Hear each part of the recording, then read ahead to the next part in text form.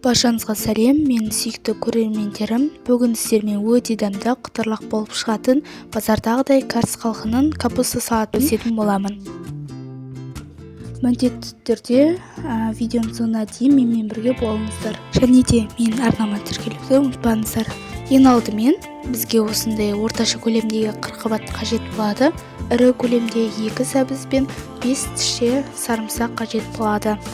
40 қабатты бөлгенде ортасында қатты жерін алып тастаймыз. 40 қабатты ірі бөлшектерге бөліп, жапырақтап турап аламыз. Ірі етіп тураймыз. Сүйікті көрермендерім, жаңа әрі пайдалы рецептерді жіберіп алмас үшін төмендегі подписация батырмасын басып қойыңыздар. Каналға тіркеліп, жанында қоңырауша белгісін басып қойыңыздар. Келесі жаңа шығатын рецепті бірінші болып көре аласыздар.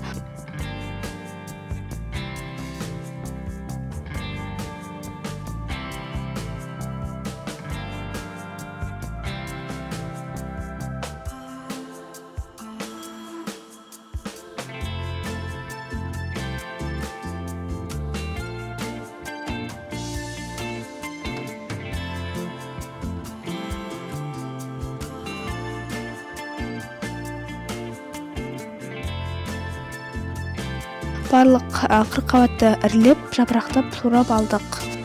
Бір-біріне айырылмай жабысып тұрған арасын ашып, қолымызбен ажыратып аламыз.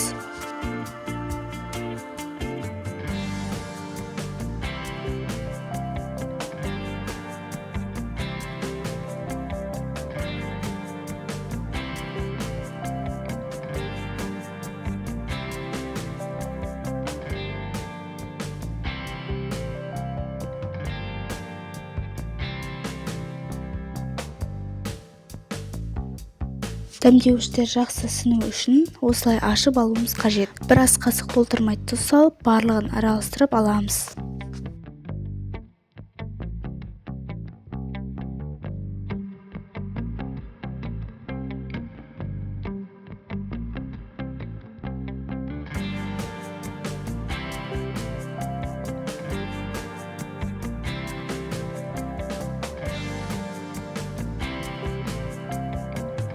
Кішкене мыжып алсаңыздар да болады. Көлемі кішірейіп, беті суланып шыққанда араластыруды тоқтатамыз. Бетін ашық күйінде 20 минутқа қалдырамыз. Оған дейін сәбізді корей күшіне өткізіп аламыз.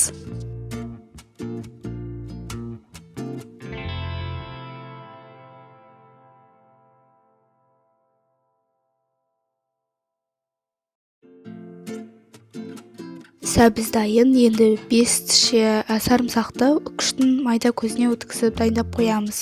Жарты кесе сұйық майымызды табада орташа отта жақсылап қыздырып аламыз. Менде видео түспей қалыпты.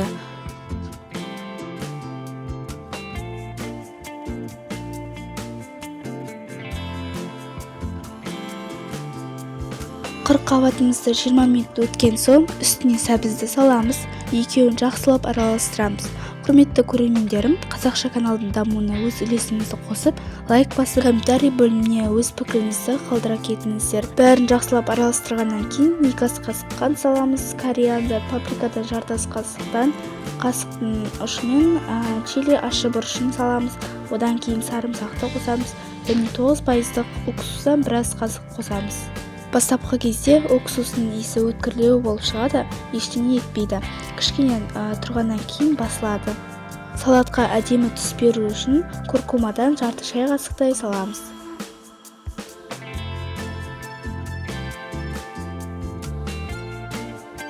Содан кейін ыстықтай қызып тұрған майымызды құямыз, барлығын жақсылап араластырамыз.